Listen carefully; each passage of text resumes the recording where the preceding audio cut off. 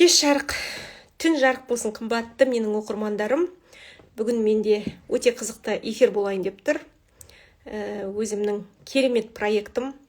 Менің өзімнің осы жасым 42-ге келіп дүниелерімнің ішіндегі озығы, ең мықтысы, ең күштісі, өзіме жүрегіме ең жақсы осы менің ура! Камила деген алтын қызыммен бүгін тікелей эфир болайын деп тұр. Барлық мамаларға, барлық қыздарға осы эфирді көруге кеңес берем. Ал Камила, қош келдің. Даусың естілмей тұр. Рахмет. Мені жақсы естіп тұрсың ғой, иә? Мен не киім ба? Киіп алсаң болады, бірақ естіліп тұр жақсы. Менің үлкен қызым жасы 21-де, Венгрияда, Будапешт қаласында қазір биыл соңғы жыл ғой, доча, иә? Иә. Соңғы жыл оқуын тамамдап, магистратураға түсейін деп жатыр. Камила өзі блогын жүргізеді, саяхатшы. Осы уақытқа дейін 27 елде болған. Танымайтын кісілерге таныстырып жатырмын. Қызым сені мектепті алтын белгімен бітірген. Содан кейін Назарбаев университетіне IELTS 7 балмен түскенсің, иә? Қазір IELTS-ың қанша? 8. 8. 8-5 IELTS деген ол өте жоғары, себебі IELTS-тың ең жоғарғы балы бұл 9, иә? Менің ойымша, менің білуімше. Ал енді Камила, қош келдің. Менің аудиториямда көбінесе қыз келіншектер, жас қыздар отырады, өзіңмен қатарлас қыздар отырады, менің замандастарым отырады. Бүгінгі біздің осы эфиріміз көп сұрақтарға жауап берсін деп айтқым келіп отыр. Өте қатты серьезно болмай, керемет бір диалог болсын. Мен комментарийді өшіріп қояйын. Ал енді ең басты бірінші сұрағымды мен саған қойғым келіп тұрғаны, осы проблема қыздар мен мамалардың проблемасын айтқым келеді. Мысалы, сенің 20 жастағы сенің поколениең мен 40 жастағы біздің поколение. Біз қандай болғымыз керек? Сенің ойыңша 40 жастағы мен сияқты тәтелер, ағалар қандай болу керек? Бізде қандай қателер бар? Сенің ойыңша бір 3-4-ін айтып берсең, мынандай болса, олар өздерінің қазіргі шамаларынан күштірек болар еді. Немесе қалай біз өзгеруіміз керек? Сендерге ұнау үшін, әлде қазіргі 40 жастағы ағалар мен тәтелердің бойындағы қандай қасиеттер саған ұнамайды? Ең бірінші мен қобалжып тұрғанымды айтайын бәріңізге. Өйткені қазір ағылшын тілінде енді қазақшаға ауысқан кезде бір сөздерді кішкене ұмытып қалсам, енді айып етпеңіздер. Ең бірінші өзім байқағанымша, өзім енді ағылшын тілінен мұғаліммін, және WhatsApp-та көп кезде ата-аналармен сөйлесем, ағылшыннан оқушылардың ата-аналарымен. Енді ата-аналар ол әр жерден келетін ата-аналар, енді біреуге бүкіл Қазақстандағы ата-аналар сондай деп айтпай ақ қояйын, бірақ кей кезде ата-аналарда жас адамды көретін болса, оларға онша сенімі болмайды. Мысалы, мен сияқты жас адамдарға, жас кәсіпті бастап жатқандарға, немесе жас білім беріп жатқандарға, менің ойымша ол дұрыс емес. Өйткені қазір ағылшын тілінде репетитор, бұрын біз репетитор іздеген кезде Instagram болмайтын, репетиторды біз репетитор деген сайттан, OLX сайттардан, таныстардан таңдайтынбыз да. Ол кезде апалар бір 50 жастағы бір мұғалімдер болатын, олар ағылшынша өздері сөйлемейді, бірақ ағылшын үйретіп жататын да. Мен де мысалы сонда репетитор болған өзім жас кезімде деп па.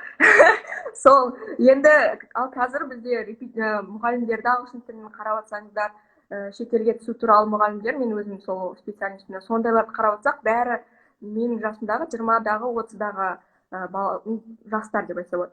Соларға көбірек сенім және құрмет бар болатын болса жақсы болушы еді.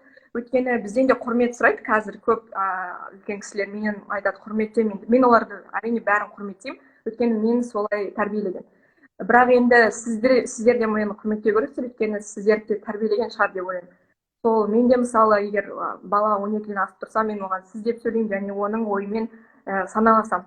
Тура сонда егер нелетін болса, керемет болса, ең бірінші ол құрмет, ол екі жақты болу керек деп ойлаймын. Екінші ол менталды, мен өзім психологта оқимын бакалаврда, және анам психолог болғанда, мен психология ол бүкіл жерде жүр ғой. Мен оны күнде өзім бос уақытымда оқимын бәрін. Соны байқаған кезде қазір өсе келе адамдарда психологический проблема бар екен байқай бастайсың ба, сондай. Мен соны байқай бастадым. ең бірінші байқағаным ол әрине ата аналардың, қазір енді онша білмеймін қалай болып жатқан, бірақ менің ойымша ата аналар көп кезде өздерінің мазасыздық, депрессия, өздерінің проблемаларын өмірдегі және ашушаңдық бәрін өзінің баласына сала салады да, ойлайды ол балаға ешнәрсе әсер етпейді, әсіресе бала деген 10 жасқа дейін болатын болса және оған барлық проблеманы айтатын болса, қазір ол мен developmental psychology дегенді оқимын, ол деген баланың өсу психологиясы қарайды. Сол психология бойынша адамның өзі, мен мысалы сіздердің де дамуы және өміріңіздің қандай болуы сол кішкентай кездегі травмаларға, кішкентай кездегі барлық ата-анаңызбен қарым-қатынасқа, өмірдегі қарым-қатынасқа және социальный, материальный өзіңіздің орныңызға байланысты болады. Сол үшін кішкентай кезден тек қана ұрысуды естіген болатын болсаңыз және сіз балаңыздың ойымен санаспайтын болсаңыз, оған бөлек бір комната беріп, бөлек бір адам екенін көрсетпейтін болсаңыз, мысалы оны құрметтемесеңіз, өзінің шекарасын өзінің бөлмесіне кіріп алып, неме есің жауып қойдың, сен бір нәрсе тығып жатсың ба деген егер ой болатын болса, онда мен мысалы мен өзім мамамды өзім қазір түсіндім. Мысалы мен бұрын 10 жасымда ма, әлде одан кішірек кезімде ма, мысалы мамам бірдеңке істеп жатады да, есіктің алдында бізде жаңағыдай летний кухня деген болатын. Сосын бүйтеді, бардана үлкен үйден ананы алып келші дейді. Еще қатты айтады, бардана үлкен үйден ананы алып кел дейді. Сосын мен жүгіріп кетіп қаламын үлкен үйге, тұрамын, ананы деген енді қазақша или ананы дегенде не айтты екен деймін да, ойланып тұрамын да, бір кезде жүгіріп барып қайтадан сұрайын десем қорқам, анау деген не екен. Бір кезде артымнан өз мамам келеді, сені бір жаққа жіберген құрсын деп, пышақты сұрадым ғой дейді да, бірақ ол кезде мен түсінбейтін, мамам неге ашуланады, неге маған ұрсады деп. Сөйтсем, қазір мен ойласам, мен мысалы күнім басымда миллион проблема тұрады да, шаршап тұрамын, мысалы жұмысымды ойлаймын, неше түрлі үлкен адамда проблема көп болады. И сен оны келесіңді, қасыңда қызыңда жүргенде, мысалы кішкентай шамаң жететін сол, балаңа айғайлап тастайсың. Ол жаңағы біздің көбінесе әлеуметтік проблема ғой деп ойлаймын да, адамдардың үй мәселесі шешілмеген және басқа да көптеген. Бірақ оның бәрі бізде енді қазақта бар нәрсе. Енді сонымен қалай күресеміз? Біз мысалы бізді де күнәлауға болмайды де, ата-аналар. Біз де қиналып, сол балаларымыз үшін қазір тем более бізде есеп возраст дейді да, еңбек етіп ақша табу керек бізге, көбірек жұмыс істеу керек, үй алып қалу керек, баланы оқыту керек деген секілді. Сонда біз не істеуіміз керек? Мысалы, мына жақтан бізді әлеуметтік проблемалар кесіп жатыр, мына жақтан тұрмыс қысып жатыр, барлық нәрсе қысып жатыр. Енді балаларымыз бізді түсінбейді, ашуландырады.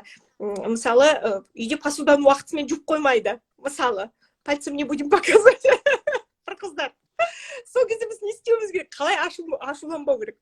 Біз енді Европада бір тал баламен 5-6 бөлмесі бар кең сарайда тұрып жатқан жоқпыз ғой, ашуланбай келіп, тықылдатып, қызым есікті аша ғой деп айта алмаймыз ғой. Осы жерде. Болып жатыр ғой, мен Европада тұрып жатырмын, осы жыл бойы байқадым, ондай да адамдар болып отыр, ол тек Қазақстанда ғана болып жатқан оқиға емес, ол бәрі. Менің ойымша, адамдар енді үйреніп жатыр, ол баланың өзі екен және оған өзіне эмоциялар бар. Wi-Fi-ң дұрыс жақсы естіліп тұр ма? Интернет бит даусың бөлініп естіліп жатыр. Маған жақсы көрініп тұр бәрі. Сонда не ма? наушнигім зарядқа қойсайын ба? Мен кастраторымды зарядқа қойсам.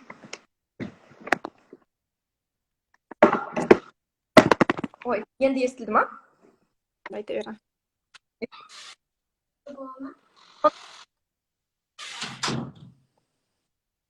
Енді даусың естілмей қалды. Енді естілді ма даусың? Енді айта ғой. Сол ендікі менде бір өзім айтып жатырсыз ғой, қалай оны шешеді деп, сондай бір ойлап жатқаны, Камиланың дауысы нашар дейді. Қазір дұрысталды ма? Енді дұрысталды, айта бер. Осылай айта бер. Ең бірінші мен ойлайтын ол, сіз балаңызға ұрсайын деп жатқан кезде ойлау керек. Мен қазір балама қандай қарым-қатынаспен қарасам, ол тура сондай қарым-қатынасты өмірде алатын болады деп. Өмірде әрдайым ода сондай қарым-қатынас болады оның достармен, оның болашақ күйеуімен, немесе оның болашақ туысқандармен, барлық өмірдегі. Және оның мысалы бастығымен тура сондай қарым-қатынаста болады.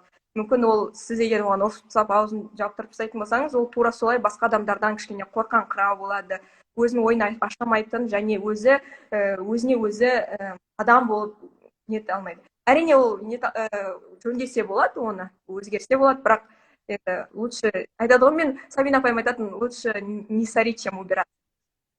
Иә, жина одан да шашпау керек дейді, иә? Әлде менің интернетім сабылмай ма?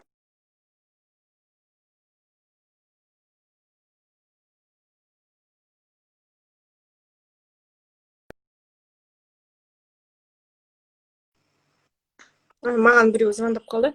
Естіліп тұр ма жақсы, Камила? Мгм. Ал енді тағы да мен жаңа комментарийді қосқан кезде бір сұрақ болды. Камила, сен маған сенесің ба, доверять етесің ба? Иә. Шындық. Иә, доверять етесің ба?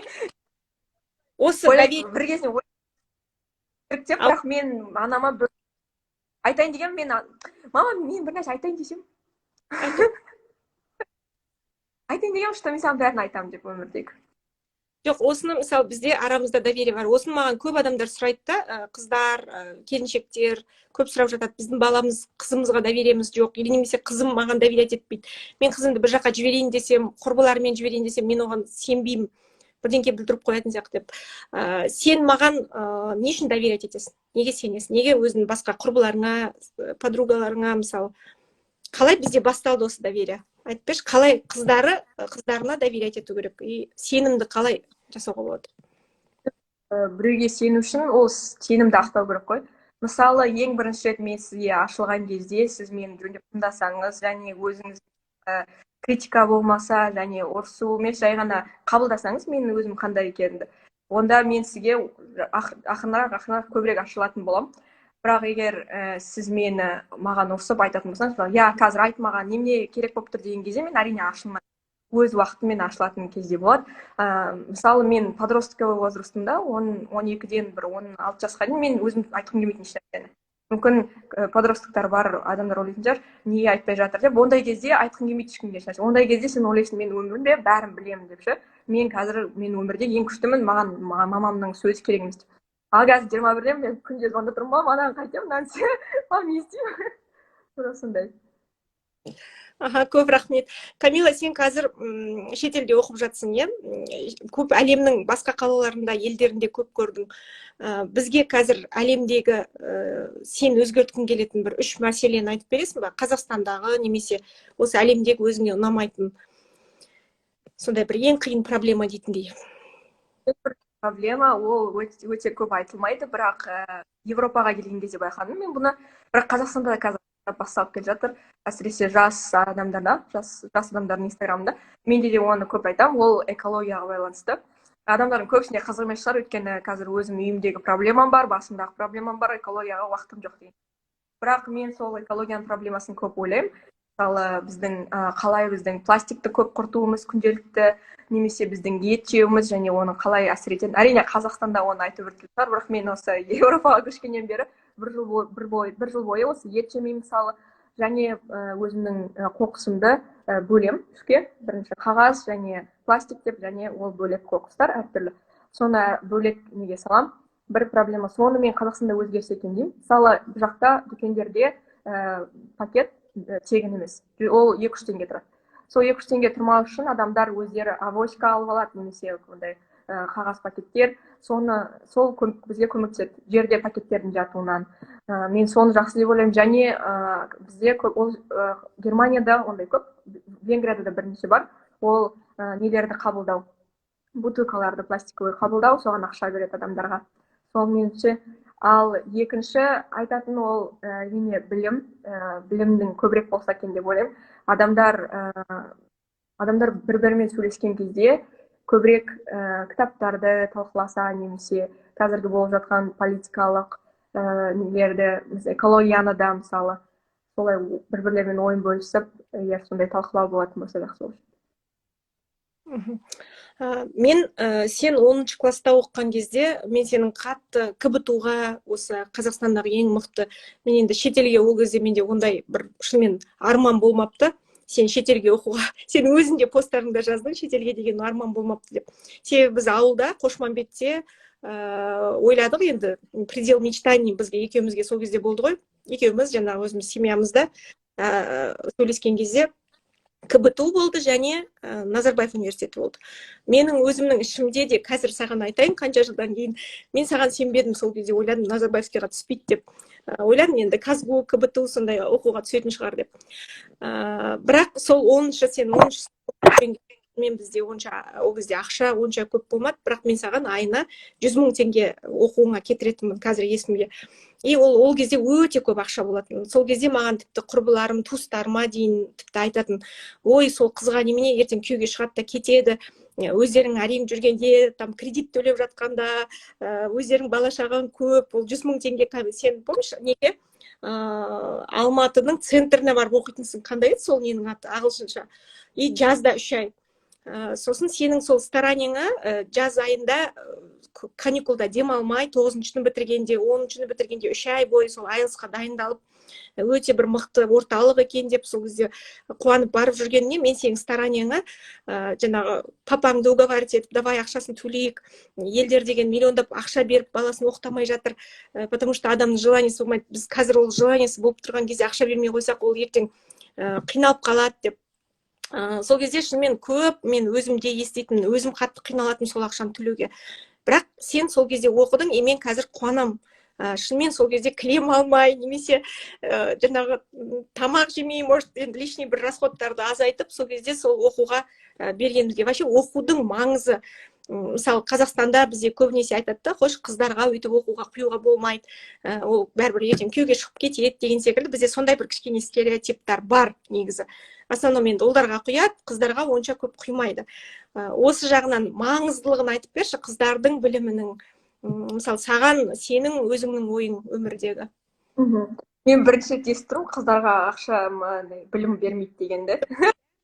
Бірақ кей жерлерде соны айтады, мен өзім құлағым естіген жерлерім бар. Ол бәрібір күйеуге шығып, мен өзім сені неткенде естідім. Себебі айтады, шынымен көбінесе 20-ға келеді да, бізде Қазақстанда ауылдық жерлерде мысалы көп күйеуге шығып кетеді в основном, даже мектеп бітіреді. Бірақ маған біздің үйге қонақтар келген кезде айтып жүрді ғой, маған не Камила деген кітап оқып жатыр, папсыдан кім жуады деген сияқты бір нәрселер, иә. Есімде бар, тамақ істеу білмейді деген сияқты. Бірақ қазір тамақ істеу білемін. Еще мен негізі тамақ істеуді үйретпедім. Бірге жүрген кезде өзім сосын үйде көмекшілеріміз болды, иә, тамақ істеуге. Сол кезде маған көбісі айтады, неге сен қыздарыңа тамақ істеуді үйретпейсің, ертең күйеуге шыққан кезде енесі ұрсады деп. Сол кезде мен ойлайтынмын, мен оған қазір не үйретемін? Кәдімгі күнделігі рожки, кеспе, жаркое, біз жаркоп деп айтатынбыз ғой, сондай үйретемін. Сосын мен ойлайтын, бұлардың заманында кейін 10 жылдан кейін күшті тамақтар шығады, олар соны өздері-ақ интернеттен үйреніп алады деп. Шынымен сен карантинда келген кезде неше түрлі брокколи, бірдеңелер істеген кезде мен котлетаның түр-түрін, мен саған рожки мен кеспемді үйретпегеніме қуандым. Может, мен сен сол рожки мен кеспемді, жаркобымды үйретіп қойсам, сен может соны өмір бақи жасап жүрет беретін бедің, тебе ол жеңіл, оңай.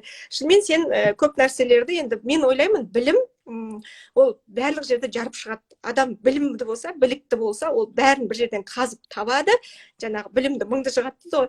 Ол посуда жууды бәрібір үйренеді деп ойлайтын да, мен саған көбінесе кітапты беретін. Қазір сенен 4 тіл білесің, иә? Венгерскийді оқып жатсың ба? Естілмейді. Испанскийді оқып жатырмын. Орыс тілін білесің, қазақ тілін білесің, ағылшынша таза білесің, және испанскийді оқып жатсың, иә? Сондықтан мен ойлайтынмын, мен білімді саған құйсам, сен посуда жууды да үйренесің, себебі менің ойымша былай болатын. Мысалы, любой бір компанияға барған кезде, компанияның ең басшысы, ол бәрін біледі. Төмен жақтағы жұмысшының, охранниктің да жұмысын біледі, сатушының да жұмысын біледі, себебі ол жаңа IQ, миы деген секілді соған жеткен. Ал керісінше төмен жақтағы иерархия бойынша ең төменгі қызметтегі адам, ол даже инженер болсын, или одан төмен болсын, ол ең жоғарғы биікте отырған билікті, жаңағы бастықтың жұмысын істей алмайды, себебі оның миы оған жеткен жоқ.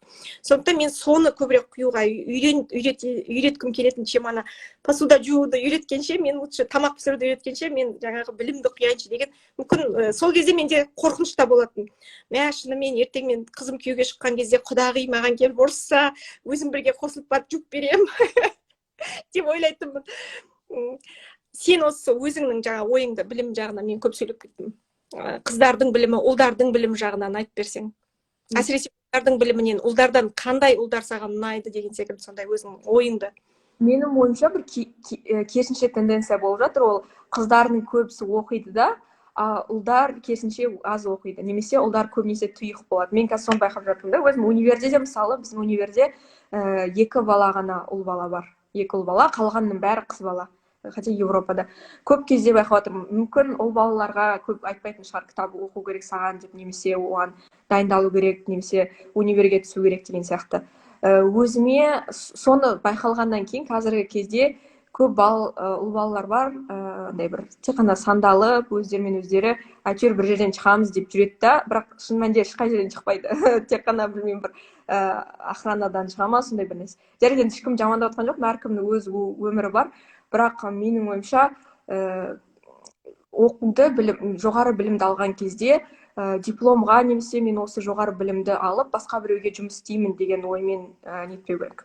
Ондай ой жоқ та Европада көп. Сол жақсы, Европаның үлкен қалаларында көп кезде стартаптар бар, көп кезде жаңа білімді алады да өздеріне жұмыс істегісі келеді. Мысалы, бір жаңа нәрсе асқысы келеді әртүрлі салаларда. Оның көбісі менің ойымша өзің ізденіп білімді алудың арқасында. Мысалы, мен де психология туралы, сен де мама психология, сіз де мама психология психология туралы ізденіп таптыңыз ғой білімді. Сол сияқты ғой, білімді тоқтатпау керек. Мен мысалы универ бітіргеннен кейін де әлі білім алып жүрмін деп ойлаймын. Ой, осы жағдайда мамандық таңдау туралы айтсам, мысалы мамандық таңдауда қазіргі жастар, қазіргі 11-ші сыныпта оқып жатқан, сен мысалы Елданаға қандай кеңес бердің өзіңнің тарапыңнан? Қазіргі жастарға қандай, абитуриенттерге қандай кеңес бересің? Ең бірінші ата-аналарға өздерінің балаларына андай бір профессияны қыспалауды қою керек деп ойлаймын. Мысалы, қазір грант, білмеймін енді қазір қалай екен, бірақ менің кезімде грантқа түсу не болатыны бірінші приоритет. Әрине ол жақсы грантқа түсу, бірақ грантқа түсу үшін, мысалы, физикада грант көп дейді да, физиканы оқытқысы қояды деген сияқты балаларға. Оларға қызық емес болуы мүмкін. Және менің ойымша бакалавр деген білім, жоғары оқу білімі, ол өте андай жоғары, оны таңдаған кезде өте қатты ойланбау керек та, мен мынаны таңдаймын, бұл менің өмір бақилығы оқуым болады деп. Мысалы, мен международный отношенияны бірінші таңдадым, ал одан кейін психологияға өттім. Сізде мысалы компьютерді үйрендіңіз, бірінші IT, одан кейін психологияны оқып жатсыз. Сол сияқты әркімде де өзінің жолдары болады. Бірнеше жоғары оқу орнын алса болады, және магистратураны алса болады. Қазір ешқандай қатқаған заң жоқ, 30-дан кейін универге баруға болмайды деген сияқты. Сол үшін ең бастысы өзіне дәл қазір моментте қандай нәрсе қызықты болып тұр, қандай оқысы келіп тұр, соған бару керек та. Және ол көбінесе неге байланысты болу керек? Критикалық мышленияға, және өзін-өзі дамытуға, және оны алып кетіп басқа нәрсеге сала алатындай білім болу керек та. Жай ғана ақша табатын білім емес. Өйткені ақшаны кез келген нәрседен тапса болады, егер білім бар болатын болса. Енді мына өзіңе уақыт бөлу жайында сен посттар жазып жүрсің, йогамен айналысасың, өзіңе уақыттар бөлесің, медитация жасайсың. Осы йогамен мен мысалы бұрындар көп айналыстым. Үйде отырған кезде, декретте отырған кезде, мүмкін менің қазір бойымдағы өзімнің енді сымбаттылығым деп айтсам болады, мына весті ұстап тұрудағы маған сол жаттығулар көп көмектесті деп ойлаймын. Бірақ қазір шынын айту керек, менің шамам да жетпейді, күшім де жетпейді. Бірақ саған қарап қызығам, сенің стористарыңа қарап, ана йогамен айналысып жатқан кезіңді қараймын. Қалай осы әдетке өзіңді үйреттің? Өзіңе уақыт бөлуді неден бастаса болады, мысалы, жас қыздар қазір? Себебі спортты елдің бәрі айтады. Қандай тренер болсын, қандай коуч болсын, қандай мықты, бәрі спортпен айналыс дегенді айтады. Мысалы, жүгірудің керегін айтады. Бірақ соны ешкім істемей жатады ғой. Басылып жатады. Енді жалқаулық ол басқа сұрақ болсын, бірақ именно өзіңе көңіл бөлу, өзіңе уақыт бөлу дегенді сен қалай бастадың? Мен сенімділік туралы самооценканы оқып жатқан кезде қараған болатын. Өзіне сенімді адамдар, самооценкасы жоғары адамдар, әрқашан өзіне жақсы тамақ бергісі келеді, өзінің денесін жақсы ұстағысы келеді, өзіне жақсы киімдер алып, өзіне күтім жасағысы келеді. Сонда егер сіз өзіңіз кез келген тамақты жей салсаңыз, мысалы бір күн доширак пісіре салсаңыз, немесе кешке жұмыртқа жей салсаңыз, жақсы тамақ пісірудің орнына, немесе спортпен айналыспасаңыз, онда сіз өзіңізге жақсы көрмейсіз өзіңіздің ойынша. Сіздің денеңізге өзіңізге мейлі. Қандай болып тұрған, әйтеуір тірі болса болды дегендей ғой. Міне сол үшін мен өзіңе деген ойды өзгерту керек. Бірінші мен қалай өзімді қараймын, не үшін мен өзіме қарағым келмейді, не үшін мен бұны жасағым келмейді деп. ал одан кейін кейбір адамдар айтуы мүмкін, мысалы менде уақыт жетпейді деп. Онда ол жай ғана ненің әдеттің несі ғой. Ол ешқандай сиқыр жоқ. Сен күнде жай ғана өзіңе жасап тұру керексің, әдет қылдырып. Мен міне қазір 30 минут йога жасаймын. Одан кейін уже йогаға кірісіп кеткеннен кейін қызық болып кетеді күнде. Ал егер мен бүгін бір күн жасамай қалсам, мен арқам сезіп тұрады. Мен жасағым келіп тұр қазір деп ше. Өйткені мен кішкене енді йога не береді ғой, андай қалай айтады? Flexibility. Иә, сондай келіп тұрады соны. Короче, осы. Енді қазір комментарийді қосып қояйын, қыздар саған керек сұрақтарын қойсын. Себебі мен енді сені күнде көріп жүргеннен кейін, күнде сөйлесіп жүргеннен кейін, өзім бір сені біліп тұрғаннан кейін ба, саған даже қандай сұрақ қоярымды білмей тұрмын. Сен маған бір сұрақ қоя сал, сосын қыздардың сұрақтарын, осы оқырмандардың сұрақтарына жауап берейік. Олай ханым, осы мені эфиріңізге шақырғаныңызға ең бір сұрағым бар. Қалай сіз осылай өзіңіздің қыздарыңызды сондай батыл және өзіне сенімді қылдырып өсірдіңіз? Ең бірінші, бағана сен айтып жаттың ғой, қыздарды оқытуда, басқа жағдайда, қабылдауда, сенімділікте. Мен өзіме мынандай не қойдым. Менің қыздарым қандай болса да, мен оларды жақсы көремін ғой.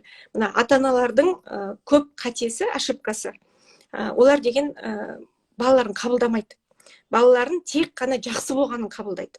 Менің балам ақылды болу керек, менің балам менен күшті болу керек, менің балам бұзақы болмау керек, алқаш болмау керек, жаңағы наркоман болмау, Құдай сақтасын енді. Әйтеуір баланы жамандыққа қимайды да, тек қана менің балам күшті болу керек деген планканы ұстап тұрады.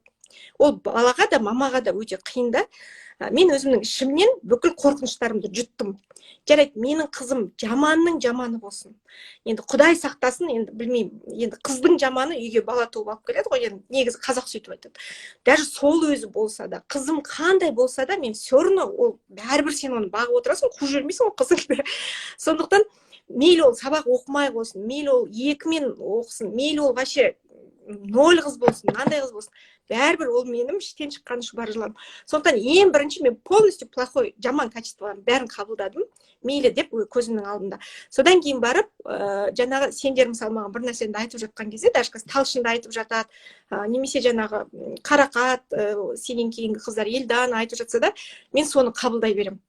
Жүрегіме жаман естіліп тұрса да, внутри енді не хочу, чтобы сендер отличница болғандарыңды.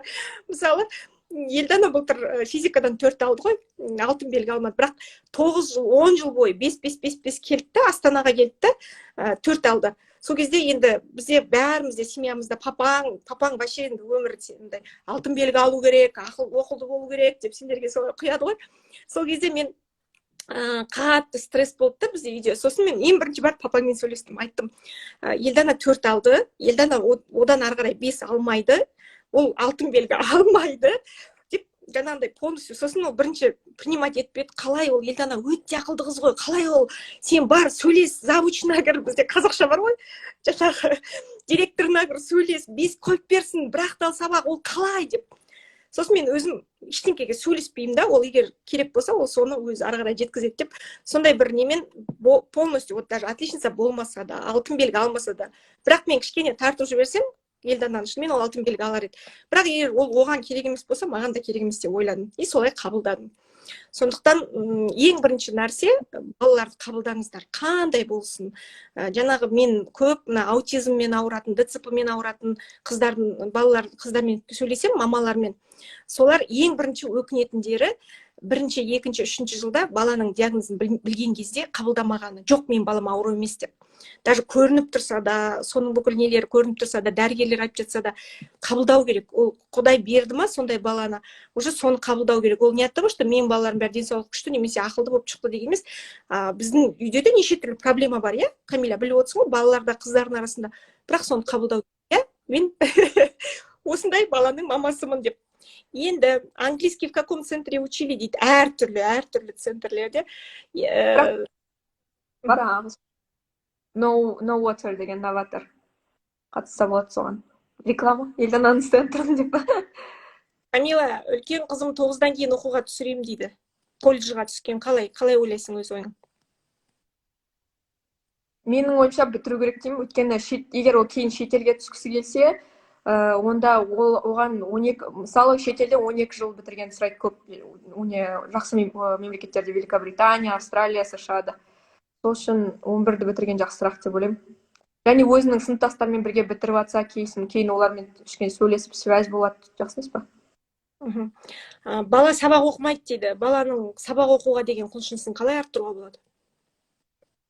Менің ойымша ол ақырын бастау керек. Мысалы, әдет кіргізу керек, үйде әдеттер болу керек қой енді. Мүмкін сізде үйде әдет шығар, бірге тамақтану, немесе мынандай уақытта мындай уақытқа дейін сіз бір нәрсе істейсіз өзіңіздің отбасыңызбен отырып. Сондай сияқты әдет салсаңыз болады. Өзіңіз егер үйде болатын болсаңыз, немесе жұмыстан кейін келген кезде, мен баламмен бірге 1 сағат онымен бірге кітап оқимын деген сияқты. Мен мамам есімде бар ма? Мен Айжан тәтемен кітап оқушы едім ғой. Мен қазір кітап оқығанды жақсы көремін ғой. Сонымен бірге кітап оқитынбыз. Және мамам екеуміздің бір кішкентай әдетіміз, немесе бір не болады ғой. Ол армандауымыз. Бірге кешке мама жұмыстан келген жатқан кезде екеуміз армандаймыз. Тура сондай уақытта алып қойсаңыз, өзіңіз балаңызға көрсетсеңіз, андай немен пример ретінде, онда балаңыз білетін болады. Менің анам осындай, мен онда осындай болу керекпін. Осы менде біздің үйде ол осындай әдет болып кеткен деп. Кейбір отбасыларда, мысалы, мен көрем, қазір Европада жүрген кезде көп балалармен сөйлесем ғой енді, андай әртүрлі елдерден. Кейбір отбасылар айтады, мен деген 12 жастан бастап менің ата-анам маған инвестиция, ақшаны қалай сақтау керек екенін, және ақшаны қайда салу керек екенін, соның бәрін үйреткен дейді да. Мен ойлаймын, қалай оның бәрін қайдан үйреткен 12 жастан? Сонда үйдегі әдетті ол өмір бақи алып жүреді. Сондай үйде әдет болу керек қой. Өзіңізде егер ондай әдет болмаса, балаңыз сізден күштірек болып кетпейді. Негізі, чем раньше, тем лучше дейді да. После 3 уже поздно деген кітапты алдында мен жазған болатынмын. Балаға 13 жасқа дейін не құясың, уже ары қарай уже соны алып кетеді дейді да. 13 жасқа дейін айта беру керек, құя беру керек, ол кезде естімей тұрса да айта беру керек дейді. Сол кезде менің сіңілім Айжан қазір Қошманбетте тұрады, сол кезде біздің үйде жүрді да. Саған Елданаға көп кітаптарды оқуды, күнделікті кітап оқуды әдетке айналдырып тастады. Негізі, мен қазір Таңатпен, Қарақатпен 2 бет болса да, 3 бет болса да, қазір кішкентай Ханзада деген кітапты оқып жатырмыз. Күнделікті ол деген жұмыс кәдімгідей, баламен еңбектену деген ол бір оңай шаруа емес. Күнделікті соны айту керек, істеу керек деген секілді көп өзіңнің кішкене ғана энергияңды құру керек. Сосын 16-17 жастағы қыз дейді, саған айтпай жігітпен сөйлесіп жүрсе не істеу керек дейді. Менде енді ондай проблема болмапты негізі, менің қыздарым енді тфай-тфай оқу білімге кіріп кеткен ба, или мен Камиля сені аяғым ауыр кезде институтта оқып жүріп, диплом жазып жүргеннен кейін ба, ондай қызығушылықтарыңды байқамаппын, или сенде болды ма 16 жаста, 17 жаста жігіттермен сөйлестің ба? Жоқ. Мен сол ойлаймын, не үшін мен сөйлеспедім деп. Бір өзімді жындасам. Жоқ, жастармен бір не болып қалса, мысалы, біреу саған бір Валентинка берсе, сондай болатын. Бірақ жүріп көрмеппін мен ондай жігіттермен. Мүмкін папам қатал болғаннан кейін ба, немесе басқа бір нәрселерден ба, уақыт болмады дейді ондай кезде. Мысалы, жаңа қыздар сұрақ қойып жатыр, қызым 16-да басқа жігіттермен сөйлесіп жүреді, маған айтпайды дейді. Мысалы, сондай қыздар хат жазады, телефон смс-касын оқып қойдым дейді. Сондай кезде ол мамаға өте стресс та. Мысалы, сен оны түсінесің. Мысалы, Қарақат қазір сенің сестренкаң кішкентай жігітпен сөйлесіп жүрсе, например, сен көріп қойсаң, тоже саған қорқыныш болып кетеді ғой. Қарақат талшын дейді, иә. 15 жас. Мамасынан сұраушы едім, не үшін оның телефонын оқыдыңыз деп. Өйткені ол басқа бөлек, оның телефоны, оның өмірі деген сияқты. Басқа айтады ғой мамасы, вдруг ол деген дұрыс емес. Мысалы, үлкен қазір бізде Қазақстанда, Құдай сақтасын, педофилизм бар, неше түрлі қорқыныш бар. Вдруг ол өзінен үлкен еркекпен сөйлесіп жүр. Жас баланың, мысалы, қыздың жаңағы әлі миы жетілмеген, жаңағы ветер қою мүмкін. Оны қанша естілмейді. Бірақ енді ол қанша адам, мен естіліп жатыр ма? Иә. Ойлаймын, ол қанша адаммен сөйлесіп жүрсе де, егер ол деген анасына көрсеткісі келмейтін болса, онда ол кез келген способтарды тауып көрсетпейтін болады. Сонда оны қинап былай оқып алғаннан ол сіз біліп алмайсыз. Сол үшін кішкентайынан сенім болу керек қой бір-біріңізге, бір-бірімен сөйлесу ол туралы. Сіз деген өзіңіздің қызыңызды көбірек қорғайсыз, егер сіз оған ашық сөйлесетін болсаңыз. Қызым, саған сол жігіт ұнайма? Папасына емес, екеуіңіз ғана отырып, сол жігіт ұнайма, ол кім? Оны аты қандай, не істеп жүр, сендер не істейсіңдер деп, дос қыз сияқты сөйлесіп жатса. сол кезде қызыңыз өзі айтады бәрін. Мысалы, алдында қолымнан ұстады, немесе құшақтады, мама мен не істейін деген кезде. Сосын айтады, қызым, сен мынаны былай істе, былай бүйт деп сөйтіп, өз мамасы да өзінің кішкентай кезінде де енді болған шығар, жігітпен жүрген, сонда айтып береді. Сосын деген бізде мамалар деген 18-20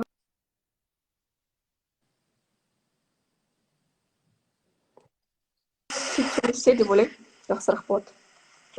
Енді лайк баспаңыздаршы, өтініш лайк бассаңыздар қатып қалып жатыр. Мына жерде тағы бір сұрақтар кетіп жатыр. Камила, сіз дейді, нені, тілді ерте білген жақсы ма дейді. Мысалы, маған кеше бір жерден оқып қалдым ғой деймін, көзді жұмып ойла дейді, көзіңнің алдында сандар тұр, цифрлар 1-ден 10-ға дейін. И сен көзіңді жұмып ашқан кезде сол сандарды қай тілде айтасың, сол сенің ана тілің дейді. Мысалы 1, 2, 3, 4, 5 деп айтсаң, немесе орысша, сен қай тіл сенің жүрегіңде? Сен мысалы көзіңді жұмып қазақша, иә? Қазақша. Мен ағылшынша біреумен сөйлесіп жатсам да 252, 254. Қазақша айтасың, иә? Сейчас актуально учиться в НИШ. Как думаете, стоит ли или возможно и простой школе учиться дейді? Қалай ойлайсың? Осы туралы мен пост жазған едім ғой алдында, сенің достарың және сенің ортаң саған әсер етеді деген. Қалай әсер ететінін және өзің дамуыңа. Мысалы, мен жай мектепте оқыған қызбын, және менің сіңілім РФМШ-да оқыған қыз, иә, РФМШ деген НИШ сияқты мектеп қой. Екеумізді салыстырсақ, екеуі жер мен көктей, мысалы, біздің былай өсуіміз және білім алуымыз. Мысалы, мен мектепте оқыған кезде, ауылда мектепте оқыдым бірінші, одан кейін жай мектепте оқыдым. Менің сыныптастарым, мысалы, ауылда сөйлескен кезде бізде тек қана жігіт туралы сөйлесу болатын. Мысалы, кім-кімге хат жазды, кім-кіммен жүреді, сондай-сондай. Онда ешқандай әңгіме болмайтын, шетелге көшу, шетелде оқу, семестрмен бару, флекс программасы, немесе Америкада 11-ші сыныпта оқу деген ешқандай біз нелерді айтпайтын бізге мұғалімдер. Олар білмейтін де ғой, мұғалімдер өздерінің жұмыстарымен жүреді. Ал НИШ-та сондай мұғалім, НИШ-та ол жас мұғалімдер, және олар шетелден келген мұғалімдер. Сонда олар өздері егер Қазақстан тауып келген болса, онда олар басқа да стажировкаларды, конференцияларды біліп келген адамдар. Ол адамдармен сөйлескен кезде, мұғалімдермен, олар жаңа ақпарат біледі. Менің сіңілім, мысалы, шетелге Америкаға түсті грантқа. Ал мен тек қана Европаға түстім. Америка мен Европаның әрине арасы үлкен ғой. Америкада білім жақсырақ кішкене. Сонда ол және сразу түсті мектептен кейін, қазір 16 жасында түсті. Және 16 жасында 8-5 алды ағылшыннан. Ал мен 21 жасында 8-5 алып жатырмын. Сонда менен где-то 5 жылға ертерек жүр ғой бәрі дамуы. Соның бәрі менің ойымша жақсы мектептің және жақсы тәтесінің арқасы деп бар. Кішкене мынау интернетіміз қатып жатыр ғой деймін. Тағы бір сұрақ саған, Камилочка, жаңа бір жерде оқып едім, бір кісінің сұрағын. Телефон туралы. Телефонға тәуелділік туралы. Мен ең сүйікті тақырыбым, мама әкеміз күнде ұрсатын тақырып қой. Бала бермеңіз деген тақырып. Соны бала тәуелділігін қалай арылуға болады? Сен психологияны оқып жатсың ғой, қалай арылтамыз? Мысалы, біздің такой тәуелді. Менде бұл темаға мен өте көп подкасттар, кітаптар оқығам. Ең бірінші бұның бәрі, егер химияға қарайтын болсақ, адамның миына, психологиясына, онда ол допамин деген гормонға байланысты. Осы біздің телефонға тәуелді болып қалуымыз. Допамин деген ол біздің бақыт гормоны. Ол бөлінеді бізде. Біз тамақ ішкен кезде, бір дәмді тамақ, немесе адамдармен сөйлескен кезде, немесе тез видеоны көрген кезде, бір 15 секундтық видеоларды. Егер адам күнне, біз деген енді біздің өміріміз қазір 21-ші ғасырдағы өмір, бірақ біздің миымыз әлі тас ғасырдағы ми ғой. Сонда тас ғасырдағы миға бізге допамин керек, миға. Ми айдарын допаминді алғысы келіп жүреді. Сонда біз егер осындай миымызбен жүріп, бірақ та бізде технология дамып кеткен бізден қарағанда. Сонда егер біз технологиядан допамин алып жатсақ, қазір каждый секундтан бір телефоннан немесе видео көргеннен, онда бізге басқа нәрсе жасаған қызық емес болып қалады. Мысалы, спортпен айналысқан, кітап оқыған. Мысалы, телефон пайда болғаннан бері кітапты азырақ оқитын болып кетті ғой. Ал кітап пайда болғаннан мысалы, алдында тағы бір нелер болған шығар, далада жүру, немесе достармен сөйлесу. Солардың бәрі азаяды, өйткені біз деген допаминді алып алдық телефоннан. Уже Инстаграмды көргеннен, ТикТокты көргеннен, киноны көргеннен. Сол үшін бізге қызық емес болып қалады, қайттан допамин іздеген. сол үшін енді егер систематично өзгерткіңіз келсе өзіңіздің балаңыздың және өзіңіздің психологияңызды, онда допамин детокс деген бар. Мен осыған отырдым допамин детоксқа, ол 7 күн бойы ешқандай допаминнің несін алмайсыз. Енді оның қатты түрлері бар, бірақ ақырын түрі бар. Ақырын түрі деген сіз телефоныңызды 7 күн бойы қоспайсыз, тек қана 30 минутқа қоссаңыз болады сөйлесуге, телефоныңызбен звондауға, немесе туысқандарыңызбен сөйлесуге. Балаға енді телефон керек емес қой, балаға 7 күн бойы телефон бермейсіз. Осы 7 күннің ішінде оның допамин несі түсе бастайды, несі. Ол азырақ, ода күнде допамин азаяды, өйткені телефон жоқ, қызық нәрсе болып жатқан жоқ. Сол үшін ол күнде, мысалы, оған кез келген нәрсе әрекет жасаған қызық болып қалады. Мысалы, оған кітап оқыған қызық болып қалады, немесе спортпен айналысқан, кез келген әңгіме де қызық болып қалады. Сол үшін осындай эксперимент жасап көріңіз балаңыздан жас кезінде деп па. Енді ойлаймын, Камила, қазір карантинға байланысты, қазір мына онлайн, бәрі онлайн болып кетті ғой, сабағымыз да онлайн, мектебімізде онлайн, бәрі онлайн.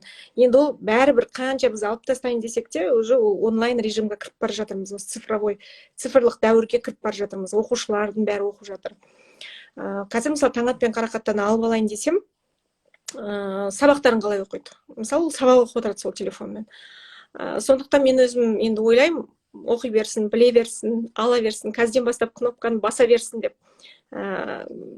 Олардың болашағы сол шығар деп ойлаймын да. Енді сол үшін мен көп жағдайда қатты жаңағы не жасамаймын. Оларға детокс жасамаймын. Мына жерде мама мен қыздың проблемасы көп болып кетті. Как стать ближе к матери дейді. Мамаңызға қалай ближе болуға болады? Мамама білмеймін, сөйлесу арқылы, әңгімелесу арқылы. Мүмкін егер сіз анаңызға ренішіңіз бар болса, сол туралы айтып, ол сізге реніші барса, соны айтып, бір-біріңізбен қарым-қатынас. Анаңызды ана сияқты емес, адам сияқты қарым-қатынас. Қарасаңыз, сіз адам достарыңызбен қалай қарым-қатынас жасайсыз, қалай достарыңызбен жақындасасыз, тура сол сияқты анамен де. Бірақ әрине орны бар ғой ананың достардан. Бірақ бірінші сол деп ойлаймын енді. Сенім, сөйлесу, күнде. Лайк баспасаңыздар екен, себебі мына жерде қатты не болып жатыр, қатып қалып жатыр. Венгрияда сетевой бизнес бар ма дейді. Не ол сетевой бизнес деген? Сетевойды білмейсің ба? Арифлейм. Арифлейм деп па ғой, неме? Тағы да бір бар ғой, неше түрлі НЛ деген сетевой бизнес ше. Бәрін білгенде соны білмейсің ба, доча? Оның аты сетевой екен, қайдан білейін? Камила, сіз армандар картасын жасайсыз ба дейді. Мә, осы маған қатты ұнайды осы сұрақ. Камила екеуміз баяғыда ауылда отырған кезде көп армандайтынбыз. Сол кезде помнишь, Камила 7 жаста сондай кезде болғанда мен айтатын, Камила, сен біздің тұңғыш қызымызсың. Ол кезде талшын бар, кажется, да? Ертең сен өскен кезде сен өзіңнің машинаң болады, сосын сен машинаңда отырып аласың да, сестренкаларыңды мектепке апарасың, мынандай мектепте оқисың, мынандай университетте оқисың, бәрін саған ол кезде армандар картаны білмесек те, или білдік па, сол кезде айтып отыратынмын. Кейін армандар картаны жасадым. Мен осы Камиляны өмір бақи өзім енді 6 баламды бір армандар картаға, помнишь, спальныйда дәу 2 метр қылып жасайтын едім ғой, мен кілем сияқты қылып. Содан кейін сол жақта жасалып тұр. Сосын сен Назарбаев университетке Астанаға көшіп кеткеннен кейін, сол жылы мен армандар картасын ол 2016 ма? 2015 па? 15. 14-15. 15-ші жыл сен Астанаға көшіп кеткенде мен армандар картасын жасамай қойдым. Өзіме жасадым да, сені кіргізбедім, потому что сен өзің жасадың да. И содан бастап сен оказывается біздің өмірімізде жоқ болып кетіпсің. Бөлек өзің Европада, жаңағы общежитияда бөлек тұрып кеттің да. Армандар картасының енді білмеймін, таңғаламын. Не жапсырасың, соның бәрі. Бізде даже Талантюктың армандар картасы бар. Өзінің жаңағы бүкіл медальдарын, нелерін өзі кесіп, маған мынау ұнайды, мынандай үй ұнайды, мен мынандай чемпион болам деп өзі жасап қойған.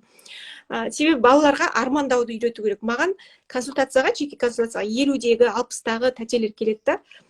Сосын сіз қазір қандай запрос деймін да, сіз не қалайсыз десем, қалай не қалаймын дейді. Жоқ, сізге мысалы жазыңызшы деймін да, 3 арманыңызды десем, білмеймін, нені сұрайын сонда, нені айтайын дейді да. Ана жол көзімнің алдында бір апай. Сосын айтам, вот тура қазір сізге мысалы періште келсін, мысалы алла келсін, немесе жаңағы Алладин, білмеймін, неге сенесіз, сол кесінді сізден сұрасын, вот сен 3 арманыңды орындаймын. Не сұрайсыз десем, үй шығар, білмеймін не сұраймын деп.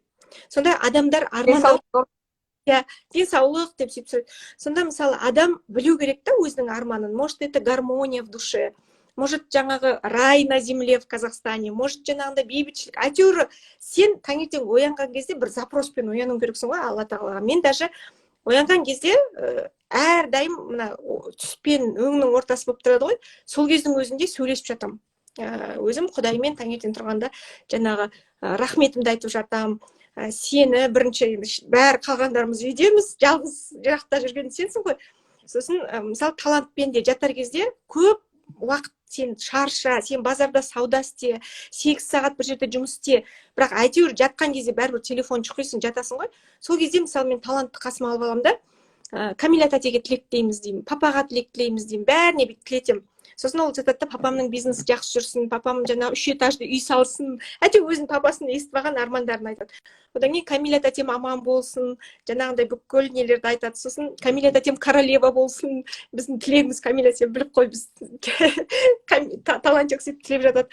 Сондай секілді уақыттың бір хотя бы 5-10 минут балаға берсеңіз, бала соны ары қарай ертең үлкен қылып, Камиля, сен мысалы есіңде ғой, мен саған қалай үйреткендерім, армандауды үйреткендерім, мысалы сол армандар сен үлкейтіп жасап жатсың. Биыл армандар картасын жасадың ба? Басты сұрақ. Иә. Қазір мен мына сұрақтарды біраз оқып алайын. Тағы бір сұрақ мынандай.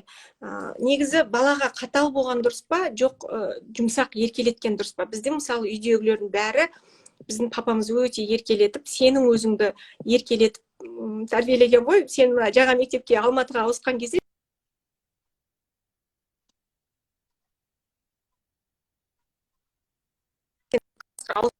бірден кейін ғой деймін, бардым да, апай, бұл Камиля 6 баланың үлкені, сабағына үлгеріп жүр ма деп, ана кісінің көзі аспаннан шығып кетейін деп. Қалай ол 6 баланың үлкені деп.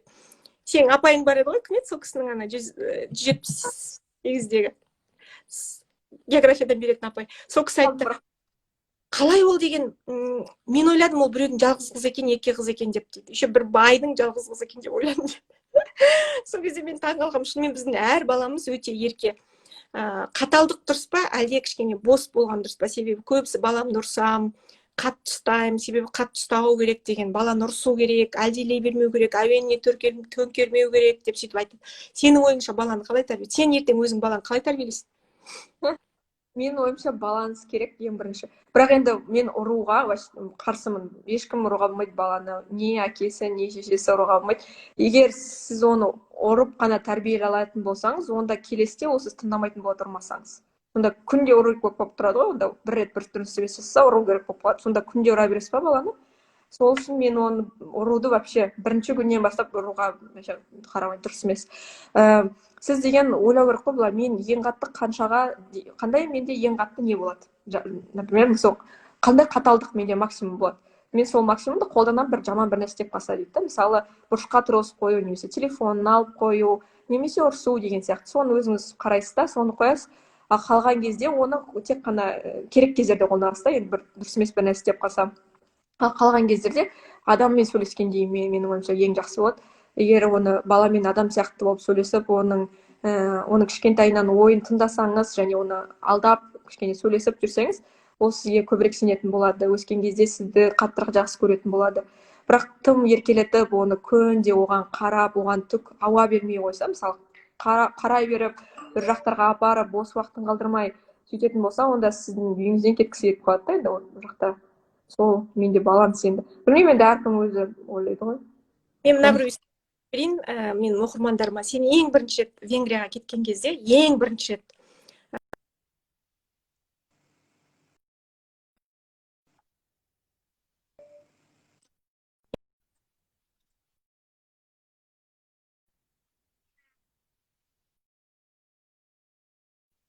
звондап қалып.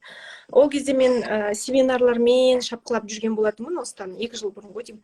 Уақытым жоқ болатын, әйтеуір помню. Сосын сен маған видеозвонокпен звондадың да, жаңағы сенің қасыңда құрбыңның, сенің есіңде ма білмеймін, мамасы алды да трубканы.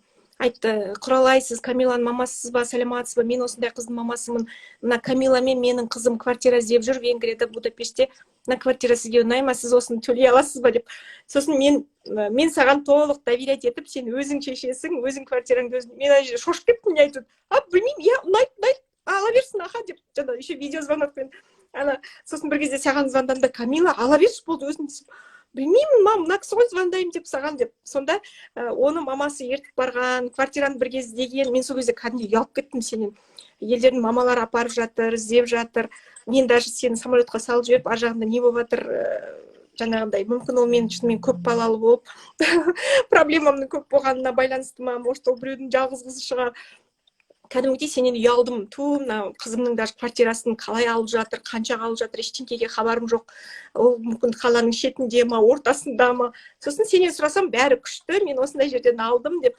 Енді менің өзімнің ойым көбінесе бала кішкене самостоятельный болған дұрыс деп ойлаймын. Өзің проблемасын өзің шешіп, мен сен ертең 50-ге 60-қа келгенде сен жетектеп жүргім келмейді. Немесе таң атты, арқама салып алып, жаңа сүйретіліп, бала деген кішкентай кезінен соған өзінің проблемаларын өзі ақырындап шешіп үйренсе, ар жағында, мысалы, бізде кезінде Нарынқолдан келіп Алматыға, кішкентай кезімізде әйтеуір общежитияға тұрып, папамыз болды қасымызда, бірақ сол кездерде де көп проблеманы шешетінбіз деп ойлаймын. Сондықтан саған, мысалы, маған ренжисің ба? Көп кезде мен саған звондамаймын, сен бірінші курста айтатынсың осы Венгрияға кеткенде. Бір қыздың мамасы 2 сағат сайын звондайды, сен маған 2 күнде бір звондайсың, кейде даже звондамайсың деп. Сол саған ренжіте ма осы жерде, айтшы елдің көзінше. Естілмей қалды. Естіп отырмын енді? Енді естілді. Звондасаң бүйтіп звондаушы едім ғой, Камила, ана инстаграмда ананы қалай сохранить етеді? Сосын мен айтамын, привет, мам, жақсымын, өзің. Мен де бәрі жақсы деп па, тірімін деп. Еще мама, помнишь, мен Венгрияға келіп, ана мамасы звондаған кезде, сен маған айтқан едің ғой, Камила, сен точно универге түстің ба, не, қайға кетіп қалдың деп. Сол прикольно болған маған. Жоқ, менің ойымша бұл, мысалы, мен сіздермен тұрған кезде күнде сөйлесіп, күнде нетіп жүрдік қой, қадағалап жүрдік. Қазір, мысалы, өзімде звондап айтып тұрамын ғой көп нәрселерді. Және мен оған ренжімеймін. Менің ойымша жақсы, мен үйретті, маған адам болуды, өзім қарап жүруді. Сол. Көп рахмет. Енді мына жерде білмеймін, мен барынша қатты серьезный емес, бірақ бір жаңағы қызық нәрселерді алатындай. Мен мынаны айтқым келіп тұр, саған мынандай сұрақ қойғым келіп тұр. Камила, сен өтірік айтасың ба? Мысалы, айналаңа. Себебі мен өзімнің өтірік айтатынымды осы бір жасым 35-ке келіп сол кезде түсіндім. Мысалы, мен күйеуге шыққан кезде енем, или там мен күйеуге шықпай тұрғанда мамам, болды, оны папаң айтпай-ақ қой, ана ағаң айтпай-ақ қой деп, сосын күйеуге шыққан кезде сенің апаң Талғатқа айтпай-ақ қой, нервін шетеді деп. Кейін, помню, біз саған бірінші курс оқығанда бір, білмеймін, 40 мыңға ма бір етік сатып алдық та, сосын ол етікті тығып, жаңағындай, папаға айтпа, ол нервін шетеді, енді үйде проблема көп, жаңа кредит төлеу керек деген секілді. Сол кездерде мен ойладым да, бір күндері әйтеуір қай күн білмеймін, бірақ осы уже саналы есімді жиған возрасттарда бір 35-40-та ма білмеймін. Сол кезде ойладым, неге мен өтірік алдаймын? Егер ол алдасам, демек мен оған сенбеймін, или екеуміздің ойымыз екі түрлі деп. Мен қазір мысалы күйеуіме бәрін айта беремін. Папаңа мысалы қандай ойымда қандай нәрсе тұр, соның бәрін. Сен өзің мысалы қазір сен өтірік туралы қалай ойлайсың? Айтасың ба өзің? Қандай кездерді айтасың? Вообще өтірікті неге балалар өтірік айтады? Өтірік айтқаны ол дұрыс. Егер бала 2 жаста, 3 жаста өтірік айтып бастаса, онда олда аутизм деген шығады ғой балаларда. Аутизм балалары мысалы өтірік айта алмайды. Сонда бала өтірік айтып бастаса, онда ол бала сау, және ол адам өтірік айту керек. Психологияда адам өтірік айта алу керек. Бірақ тым енді барлық нәрсені өтірік айтып, тығып, өмірін басқаша көрсеткен кезде, енді ол дұрыс емес. Оның өзіне сенімсіздік, ол өзін сонда дұрыс емес деп ойлап тұр да, және басқаларда дұрыс, басқалар қалай қалайды, солай айтқым келіп тұр дейді. Мен өзім өте шынайы адаммын. Кез келген кезде шын айта саламын. Маған достарым да айтатын, Камила, сен деген қазір мен жаңа достарым келеді, сен оған бәрін айтып тастамай, ана айтпаймыз дейді да. Сосын мен айтамын, жарайды, айтпаймыз деймін да, осылай ойлап жатамын. Өйткені мен ақ көңілімде айта саламын келген нәрсені. Бірақ енді қазір үйреніп жатырмын ақырын кішкене кейбір нәрселерді айтпауға, кейбір нәрсені тығып қоюға. сосын маған неге жазыпсыз ғой сторисқа, ата анаңа өтірік айтасың ғой. Сосын жаныма керек болса айтамын деп жазғам. Енді жанына адамға керек болса айтасың ғой енді өтірік. Бірақ енді мысалы сен психология, детский психологияны оқып жатсың. Кішкентай балалар неге өтірік айтады деп ойлайсың? Өйткені мен оны ағылшынша оқимын да, сол үшін білмеймін ол қазақша қалай екен. Бірақ theory of mind деген бар да термин. Ол балалар деген бір жастан, 2 жастан басталады ондай білімі. Сонда 1-2 жастан бастап балалар түсіне бастайды, басқа адамдар олардың көріп тұрған нәрсесін көрмейтін. Оны тексереді, мысалы бір шоколадты қойып қояды бір жерге, мамасы шығып кетеді, мамасы кірген кезде шоколадты басқа жаққа тығып қояды. Сосын айтады, мына шоколад қайда дейді да, сосын балалар айтады, шоколад мына жақта, мамасы біледі, что тығылған деп та. Сонда олар кішкентай кезінде балалар 1-2 жасында білмейді екен, ол өзінің миы басқа адамнан бөлек ми екенін. Соны біз 2 жаста түсінген кезде біз бөлек адамбыз, және бізде басқаша өмірге қарауымыз бар, және басқа адамда басқаша қарау бар дегенді түсінгеннен бастап біз өтірік айта үйренеміз. Өтірік айтамыз, біз көп кезде адамдарға ұнау үшін, немесе ситуацияны өзімізге қарату үшін, эгомызды көтеру үшін, және көптеген нелер бар ғой, мысалдары бар. Мен қорқыныштан да өтірік айту мүмкін. Мүмкін сіз қорыққан шығарсыз пападан ақшаны алып алады деп бір нәрсе деп. Ол бүкіл қазақтың әйелдерінің бәрінде басында проблема ол бар ғой деймін. Ақшаны құртып тастайды, потом қорқып жүреді күйеуінен қалай орнына қоямын деп. Енді ол үшін, наверное, психологически, материально өте мықты болу керек деп ойлаймын. Ақшасы көп болу керек, чтобы қорықпас үшін, себебі үйде бір адам ақша тапқан кезде ол міндетті түрде ақша құртылады, сосын оны жауап беру керек болады. Енді 1 сағат уақыт болыпты. Көп рахмет, Камила. Менің оқырмандарыма тағы да қандай кеңесіңді бере аласың, әсіресе мамаларға, қыздарына, қыздары күшті болу үшін, екеуінің отношениясы күшті болу үшін қыздармен. Шындық айту керек қыздарыңызға, өзіңіздің негативті жақтарыңызды көрсетуден қорықпау керек. Ол сіздің қызыңыз сізді қабылдайды кез келген жақтан. Сосын өзіңіздің проблемаларыңыз болып жатса, ол проблемаларды сіздің қызыңыз шешу керек емес, оған ол кінәсі жоқ деген сияқты. Білмеймін, енді бүгінгі айтқан нәрселердің бәрі. Ең бастысы, өзіңіз бақытты болсаңыз, қызыңыз да бақытты болады деп ойлаймын.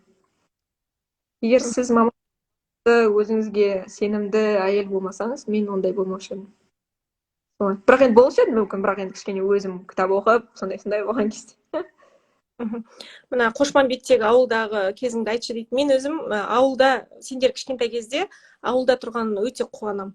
Ауылымыздың біздің басқа енді жоғары сыныптарды білмеймін, бірақ деген мына бастауыш кластың білімі бізде ауылда шынымен күшті болды. Біздің Шынар апай, Елмир апай, кімнің Елдана, кімнің Талшынның апайы болды, сенің апайың Злиха апай болды, иә? Ауылдағы сол апайлар өте қатты қазақы білім берді деп ойлаймын. Сендер қазақы көп нәрсе, салт дәстүр, ауылда қонақ көп келеді деген секілді, туған туыспен көп араласасың ауылда. Сол нәрсенің бәрі сендерге көп құйылды. Шетелде жүрсеңдер де қазақылық бойларыңда бар. Сосын көп ата-аналар маған жазады, мамалар жазады. Қызымды шетелге жіберуге қорқам. Қазір мына интернеттен оқып алады да, сіздің қызыңызды Елдананы оқып, олар шетелге кетейін деп жатыр. Ол ертең басқа ұлттың жігітіне күйеуге шығып кетсе қайтем, Қазақстанға келмей қойса қайтем, мені тастап кетсе қайтем. Жаңағыдай көп қорқыныштары өте көп. Соны мен ойлаймын, баланы, мысалы, баланы істеймін деген адамнан, мынандай активный топ, белсенді баладан қуану керек секілді. Әсіресе келін үйге келген кезде де бір тыпырлап тұрған, өсем деп тұрған келінге мысалы жолды беру керек деп ойлаймын да. Келін болсын, қыз болсын, бала болсын, себебі оны басып отыра бергеннен ондай ештеңке жақсы болмайды. Мен мысалы бір нені білем, ауылда мысалы 2 семья тұрады, ол ауылды көшіріп жібереді да, болады ғой мынандай ауылды, қалай айтсам екен, сол жерге завод салынады, ана ауылды қаланың орталығына көшіреді. Сол кезде 2 үйде де апа болады, ене үлкен 70-тегі. Сосын бір апа айтады, жоқ, мен қалаға көшпеймін, қалада деген шум, газ, жаңағы басым ауырады, мен деген ана көрші ауылға көшемін, маған сояқтан үй беріңдер дейді. Сосын жаңағы компания завод салып жатқан көрші ауылға оларды көшіреді. Ал екінші апа айтады, балаларым қаяқта болады, сол жаққа мен көшемін дейді да, балалары қалаға көшкісі келеді да, қалаға көшеді. Қазір жылдар өте, мысалы 10 шақты жыл өтті, ол менің таныстарымның тұрып жатқанына. Жаңағы ауылдағы кісілер мысалы өте қатты жаңағы қиналып өмір сүріп жатыр енді. Ауылдың жұмыс жоқ, балалар өсті, балалар 20-ға келді, 30-ға келді, қалаға тасылып барады. Ал қалаға көшіп кеткен семья мысалы ары қарай жұмыс істеп жатыр. Сол жерде мен ойладым да, өзім анализ жасадым. Неге бұлар біреу ауылда қалды да, біреу көшті, неге екеуі де көшпеді, екі семья деп. Сонда ол жердегі бір жақтың келіні өте қатты бос, андай әлсіз болды да, жаңа енем не айтады, ол кісі қалада тұрғысы келмейді, жарайды осы енемнің айтқанымен осы ауылда тұра берейік деп. Ал керісінше екінші кісі наоборот пысықтау болды келіні. Сондықтан мен балалардың пысық болса, қыздар пысық болса, оқығысы келсе, өскісі келсе ұстап отырмай, өзіңнің сол үйіңде мысалы Алматыда тұрсаң Астанаға кетем десе, Астанада тұрсаң мысалы Парижға кетем десе, білімді адам ол ата-анасын ешқашан тастамайды деп ойлаймын. Сен мысалы Камиля, мені ойлаймын да, енді Құдай саған күнімді қаратпасын, қазір айтып қояйын, бірақ жаңағы мен ойлаймын, сен қанша километрлерде жүрсең де, ол бәрібір сенің жүрегің осы қазақ болады деп ойлаймын. Хотя бы жүрегіңнің бір бұрышы. Сондықтан барлық ата-аналарға айтамын, қорықпаңыздар, балаларыңызды оқытыңыздар. Ең басты, ең күшті инвестиция ол балаға деген, балаға құйған ақша, балаға құйған сіздердің уақыттарыңыз. Сондықтан білмеймін, нан жемесеңіздер де бала оқытыңыздар. Сол кезде Шоқанды, баяғыда Ыбырайды, Абайды мысалы оқытқан ғой, пәленбай ақшаларын беріп, шетелдерге жіберіп, Сұлтанмахмұт Торайғыровтың қанша біздің қазақтың тарихта аты қалған мықтыларының бәрін қарасаң, олар бәрі біліммен тарихта аты қалған.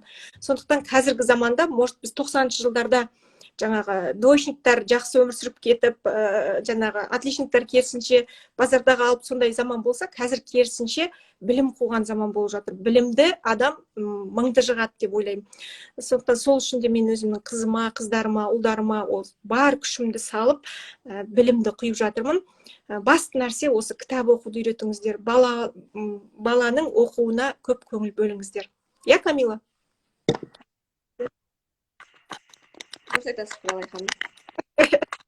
Ал уақыт бөліп, сонау Венгриядан маған қосылғаныңа көп-көп рахмет. Тыңдап отырған менің оқырмандарыма сіздерге де көп-көп рахмет. Біздің Камиланың білімі, ақылы сіздерге жоғысты болсын. Тура осы Камиля сияқты көптеген қыздар оқысын, ұлдар да оқысын. Жаңа қыздар мен қыздардың оқу туралы айтып жатқан кезде, қазір ұлдар өте оқымайды деп жатсың. Даже Венгрияда мен бұрын ойлайтынмын, қазақтың ұлдары сондай ма деп. Енді сенімен сөйлескенде қарасам, шынымен шетелдің де ұлдары көбінесе оқуға деген ынтасы жоқ, мысалы сенің группаңда екі ақ ұл. Мен ойлаймын, мысалы табиғат дейді ғой, природа отдыхает деп.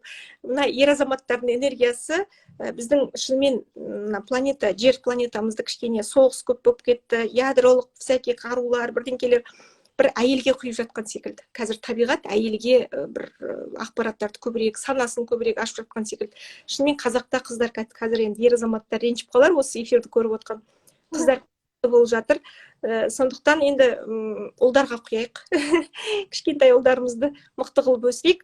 Аман сау болыңыздар. Камила, көп рахмет жаным. Рахмет, мам. Сау болыңыз.